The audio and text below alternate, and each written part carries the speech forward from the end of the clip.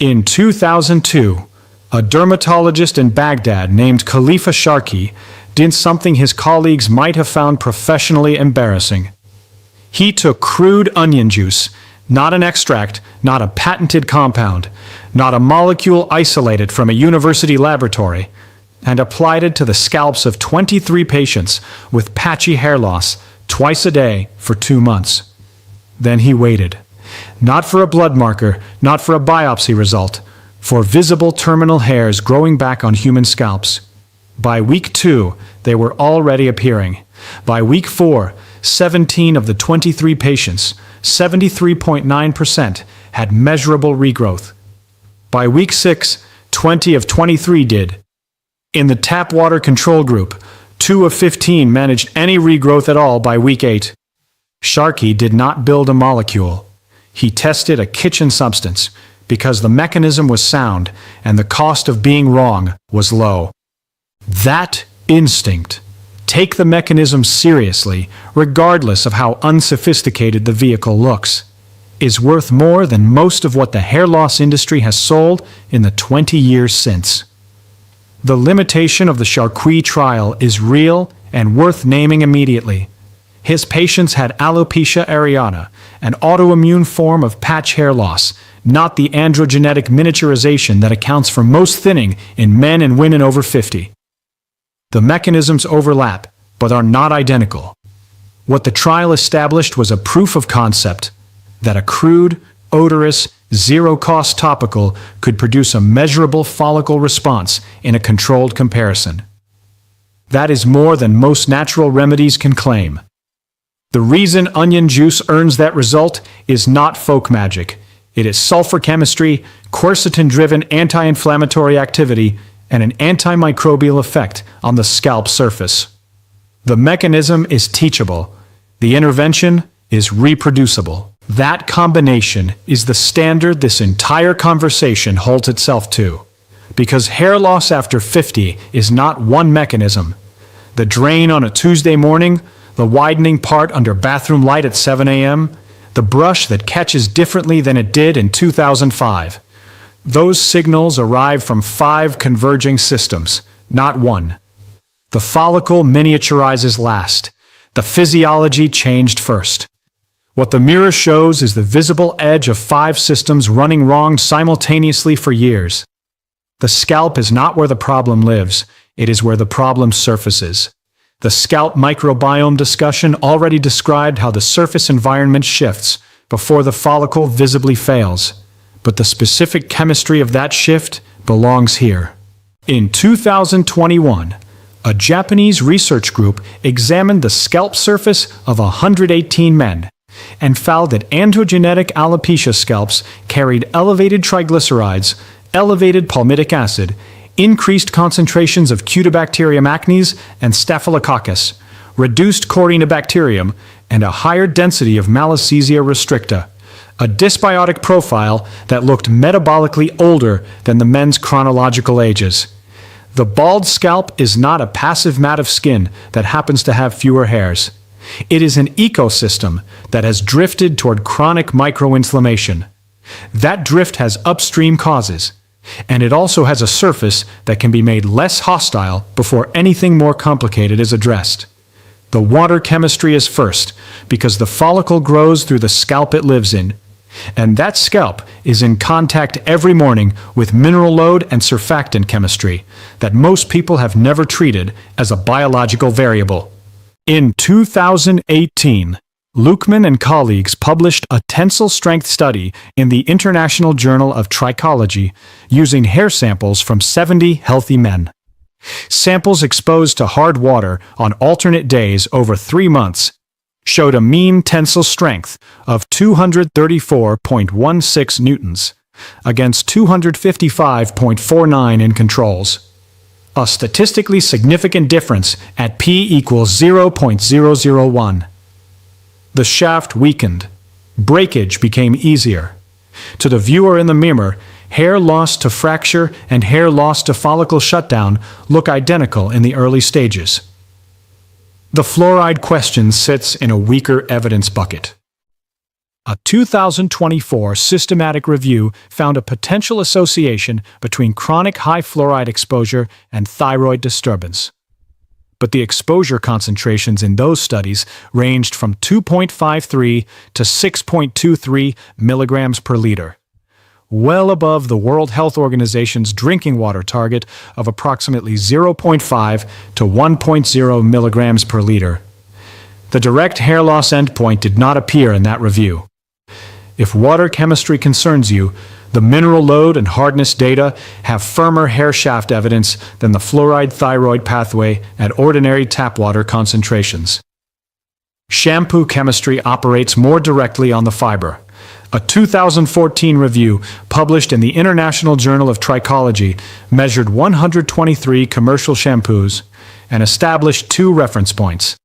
Scalp surface pH sits at approximately 5.5, while the hair fiber itself sits at approximately 3.67. Alkaline cleansers push the shaft toward higher negative surface charge, more static, more fiber-to-fiber friction, more lifted cuticle scales, more mechanical breakage during combing and drying. Hair is overwhelmingly keratin. Harsh surfactant systems strip the lipid envelope protecting that keratin and accelerate weathering in hair that is already older, drier, and less sebum protected than it was at 35. A sulfate-free shampoo does not regrow hair. What it does is change the surface chemistry the follicle lives in. Those are different interventions for different problems. An acidic rinse, 1/3 cup of apple cider vinegar diluted into 1 liter of water, applied after shampooing and rinsed after 2 minutes, belongs in the same category. Surface chemistry, not follicle rescue. What it may do is reduce residue, flatten cuticle lift, and make the scalp less hostile to what lives below it. Not magic. You now know what the scalp surface looks like when 5 systems have been running wrong for a decade. The question changes from which shampoo to use to what the androgen signal is doing underneath it. In androgenetic alopecia, testosterone is converted by the enzyme 5-alpha reductase into dihydrotestosterone, DHT, the more potent androgen that progressively miniaturizes susceptible follicles in both men and women. That conversion is the primary target of finasteride and dutasteride. The natural question that follows is legitimate. Are there non-pharmaceutical compounds that act on the same enzyme? Zinc is the cleanest mechanistic answer. In 1988, Stamatiadis and colleagues demonstrated in human skin preparations that zinc at 3 and 9 millimoles per liter potently inhibit in 5-alpha reductase activity in vitro, with complete inhibition at higher concentration. That is not the same as proving that eating oysters reverses androgenetic alopecia in a double-blind trial.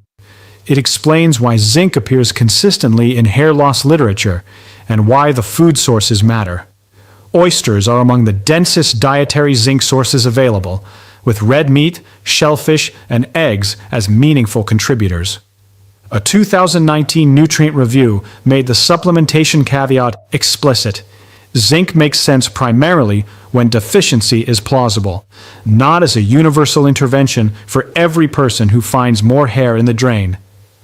But the DHT story has a second chapter that most hair loss products have not caught up to. In 2012, Luis Garza and colleagues at the Johns Hopkins University School of Medicine published a finding in Science Translational Medicine that reframed the whole conversation. Prostaglandin D2, an inflammatory signaling molecule, was elevated in balding scalp at 3 times the concentration found in non-balding scalp, and directly suppressed follicle elongation independent of DHT levels. 3 times. Not elevated, not associated. 3 times the concentration, directly suppressing growth through a pathway the DHT model does not account for. The follicle was being shut down by an inflammatory signal that had nothing to do with how much testosterone the body was converting. DHT is real. The enzyme is real. The pharmaceutical target is real. But DHT sensitivity may be secondary to scalp inflammation that nobody in the supplement aisle has measured. That inversion matters. because it changes every natural intervention from a workaround into a mechanism. Rosemary, green tea, onion, dietary anti-inflammatory inputs, none of them are working around the androgen problem. They may be working on the upstream one. Rosemary, 2% minoxidil, 6 months, statistically comparable.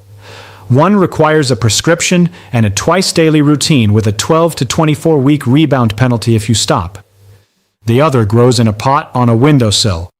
In 2015, Panahi and colleagues at Babel University of Medical Sciences randomized 100 patients with androgenetic alopecia to rosemary oil or 2% minoxidil for 6 months. Hair counts in both groups changed minimally at 3 months. By 6 months, both groups improved significantly, and rosemary was statistically comparable to minoxidil in hair counts improvement, with less scalp itching in the rosemary group.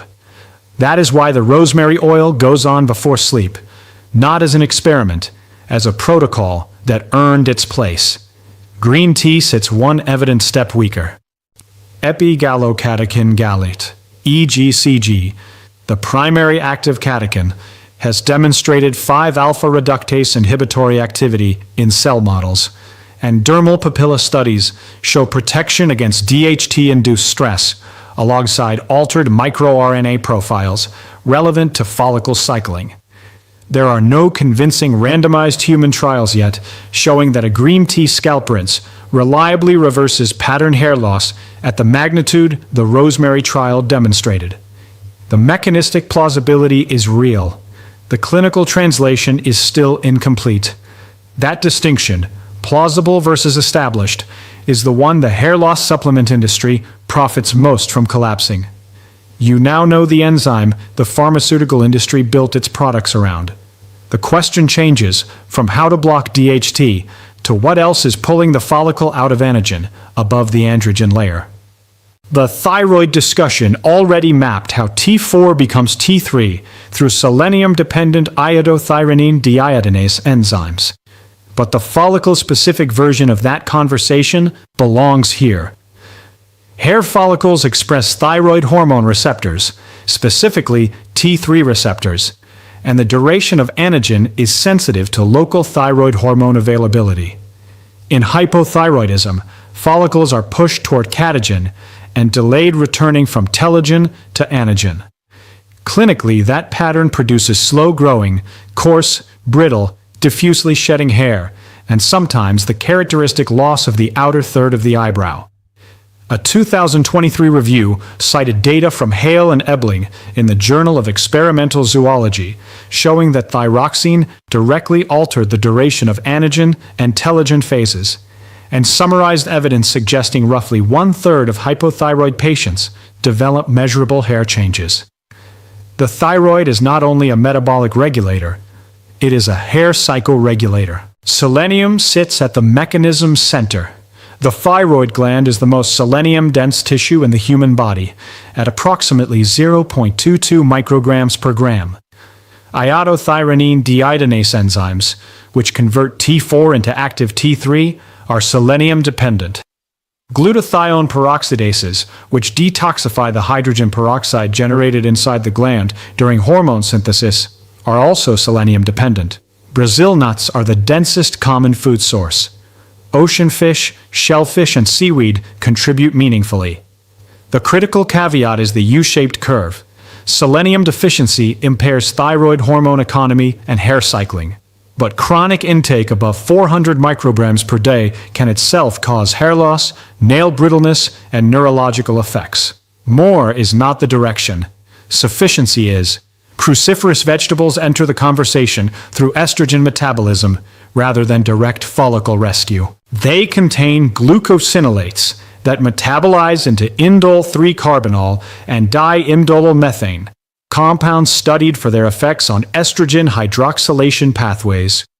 Female pattern hair loss accelerates after menopause as estrogen declines. And many postmenopausal women with thinning hair are normoandrogenic. The problem is not simply elevated testosterone, but the loss of estrogen's protective and anti-inflammatory effects at the follicle level. What cruciferous vegetables do not have is direct clinical evidence of reversing female patterned hair loss. The direction is plausible. The evidence is not yet there. The gluten question requires a specific correction. A 2022 review concluded there is currently no evidence that a gluten-free diet benefits thyroid-related hair loss, unless celiac disease or confirmed non-celiac gluten sensitivity is independently present. Approximately 5% of Hashimoto patients carry celiac antibodies. For that subset, the distinction matters considerably. For everyone else, gluten is not a universal villain in this conversation, and treating it as one is the kind of tear collapse the evidence does not support. You now know the hormonal layer. The question changes from which hormone to fix to what the body is doing with energy and stress while the hormones shift. The stress discussion already established that the follicle contains its own hypothalamic pituitary adrenal-like axis, but the implications of that finding deserve a slower reading. In 2005, Ito and colleagues demonstrated that the hair follicle contains a peripheral system capable of producing corticotropin-releasing hormone, adrenocorticotropic hormone, and cortisol locally, without waiting for the adrenal glands to deliver the signal. The follicle is not merely a victim of systemic stress. It is a stress organ. It manufactures the signal that shuts itself down. That changes the conversation about sleep, exercise, sunlight, and daily walking from peripheral lifestyle suggestions into direct inputs into a signaling system operating inside the follicle itself. Telogen effluvium is the acute name for the mechanism the 2017 Diet and Hair Loss Review described precisely. Sudden weight loss and protein deficiency are classic triggers. A ketogenic dietary pattern handled carelessly, high fat, aggressively calorie restricted, inadvertently low protein, can trigger exactly this response in older adults already operating near nutritional thresholds. The follicle reads famine, not optimization. The hair protective version of lower carbohydrate eating is higher protein, mineral aware, and not a crash. Trace minerals from ocean fish and shellfish. B vitamins from unfortified nutritional yeast or animal proteins. Zinc from deliberate food choices rather than assumption. Vitamin D connects to this mechanism through follicle keratinocyte receptor expression. A 2022 review of 13 studies concluded that low serum vitamin D is consistently associated with androgenetic alopecia severity across multiple populations. The receptor signaling influences follicle cycling, and vitamin D's anti-inflammatory and immune regulatory effects are independently relevant in a scalp already running dysbiotic chemistry. For the polycystic ovarian syndrome population, the insulin-androgen connection is direct and measurable. In 2005, Mavropoulos and colleagues ran a 24-week pilot of a ketogenic dietary pattern in women with PCOS. And among the 5 completers, fasting insulin fell 54%, free testosterone fell 22%, and body weight fell 12%. Small numbers, clear mechanism. The insulin discussion already explained why both the ovary and the follicle suffer when fasting insulin stays elevated long enough to convert metabolic disorder into androgen excess. Lowering insulin is not only metabolic housekeeping. For this population, it is androgen management at the source. You now know what the stress axis looks like from inside the follicle. The question changes from how to reduce cortisol to what the gut is, or is not, supplying to a system that needs to recover. Biotin deficiency causes alopecia. That is uncontested. What is less commonly stated is that true dietary biotin deficiency is uncommon in adults eating varied diets, partly because lactobacillus and bifidobacterium species synthesize biotin endogenously inside the gut. Srinivasan and colleagues documented the contribution of these bacterial species to B vitamin production in the intestinal environment. After antibiotic courses, prolonged acid suppression therapy, or decades of processed food intake that progressively reduces microbial diversity, that synthetic capacity is reduced. The microbiome argument for hair health is mechanistically grounded precisely here. Not that any fermented food regrows hair, but that a depleted microbiome may be producing less of a vitamin the follicle depends on to stay an anagen. Sauerkraut can deliver live microbial species and meaningful vitamin C from the cabbage. The vitamin C comes from the cabbage, not microbial synthesis, which is a correction the modern fermented foods literature makes explicitly. The claim that fermented foods contain hundreds of times more probiotics than commercial supplements is a marketing-style statement, not a standardized clinical metric. What fermented foods may do is support microbial restoration after the disruptions that middle age accumulates. The chain is specific. Microbiome restoration to lactobacillus recovery. Lactobacillus recovery to biotin production. Biotin production to follicle cycling. Each step is plausible. None of the three is yet demonstrated in a controlled hair outcome trial. That is an honest shelf, not a dismissal. Silica follows the same evidence arc, present in connective tissue and the hair shaft, measurable in mineral waters, including San Pellegrino. Observational data suggest silica-rich water may support nail and skin integrity in older adults. Direct hair regrowth evidence in humans is thin relative to the marketing volume. The preliminary shelf is real, and silica sits on it. Before the protocol, the evidence deserves its own calibration. The established shelf is smaller than natural hair internet culture wants it to be. DHT-driven follicle miniaturization, established. Thyroid dysfunction altering hair cycling, established. Rapid weight loss and protein deficiency triggering telogen effluvium, established. Low serum vitamin D consistently associated with androgenetic alopecia severity across multiple studies, established. Rosemary oil comparable to 2% minoxidil at 6 months in one randomized controlled trial, established within that single trial, awaiting replication. The plausible shelf, zinc through deficiency states and 5-alpha reductase inhibition, scalp pH and harsh surfactants worsening mechanical breakage rather than directly shutting follicles down, scalp dysbiosis participating in follicular microinflammation, insulin reduction helping PCOS-linked androgen excess, selenium supporting thyroid hormone economy when deficiency exists. The preliminary shelf, green tea rinses for pattern hair loss in humans, apple cider vinegar as a follicle rescue therapy, silica-rich water as a meaningful hair growth intervention, sauerkraut as a biotin delivery system, fluoride in ordinary shower water as a direct hair loss cause. Collapsing these tiers is the error the supplement industry profits from. The tiers are real. Keeping them separate is the only honest version of this conversation. The pharmaceutical version of this story begins with a dermatologist visit, scalp dermoscopy, ferritin and thyroid panels, and often an indefinite topical minoxidil prescription, 2% or 5%, daily or twice daily, with the caveat that stopping it means shedding can resume within 12 to 24 weeks. If the patient is male, oral finasteride enters the conversation alongside a 2018 meta-analysis of 15 randomized placebo-controlled trials involving 4,495 subjects, a 1.57-fold increased risk of sexual dysfunction with 5-alpha reductase inhibitors overall, and a 1.66 relative risk specifically for finasteride. If the patient is postmenopausal and female, the off-label path extends to spironolactone, sometimes 5 mg finasteride, sometimes platelet-rich plasma centrifuges, sterile kits, local anesthesia, punch graft harvesting, implantation teams, months of recovery, and costs ranging from thousands to tens of thousands of dollars. The body's version does not replace that.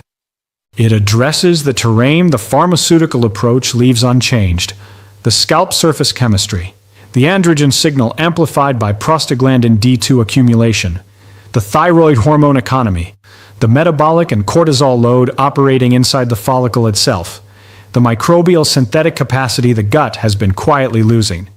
Different intervention, different target, both real. Now the stakes.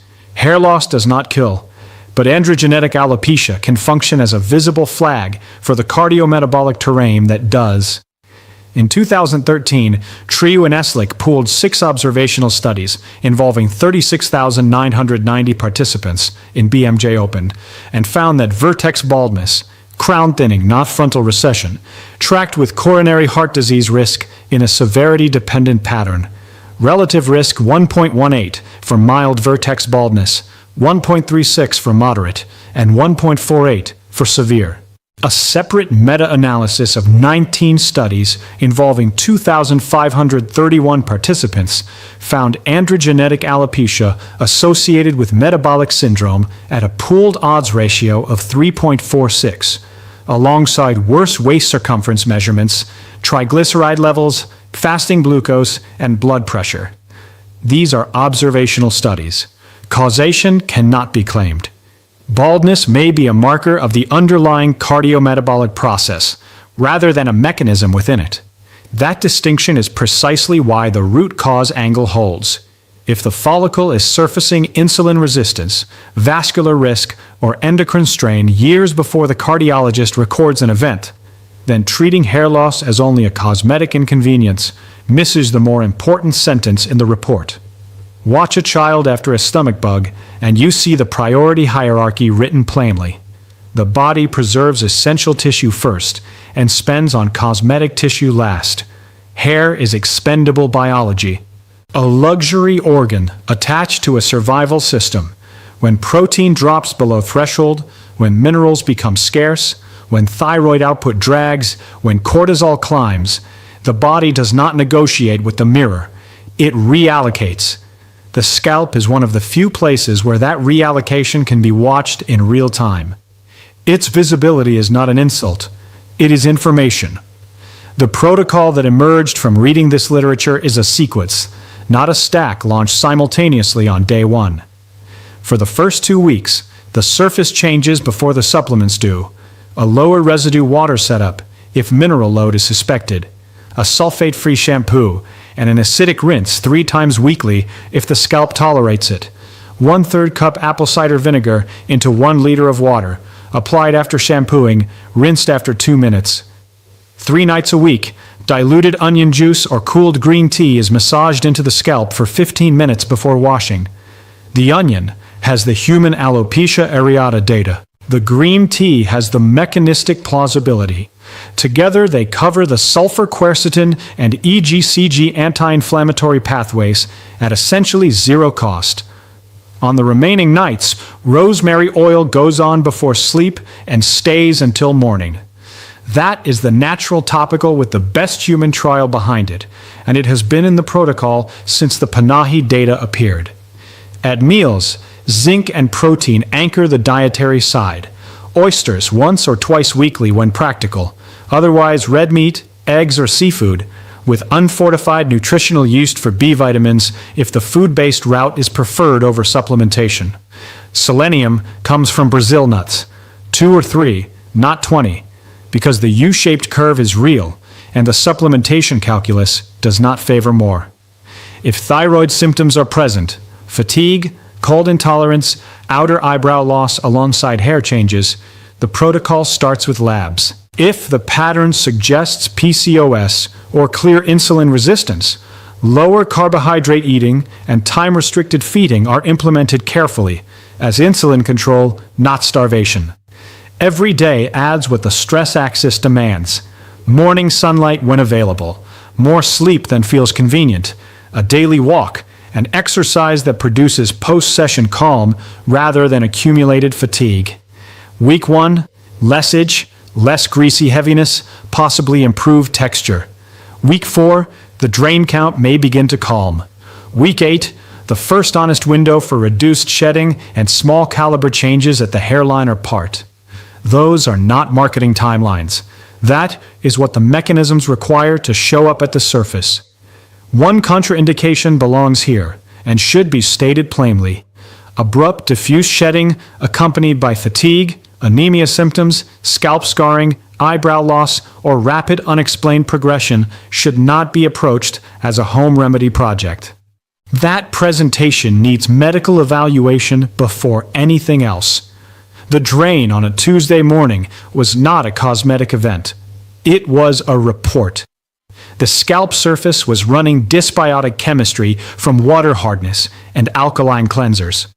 The androgen signal was being amplified by prostaglandin D2 accumulation that the DHT model never measured. The thyroid hormone economy was operating below the threshold the follicle's T3 receptors needed to sustain anagen. The follicle's own cortisol production machinery had been running longer than the adrenal glands knew. The gut was delivering less biotin than the follicle required, because the microbial synthetic capacity had been eroding for years. 5 systems, 1 surface, and the report was accurate from the first morning you noticed it.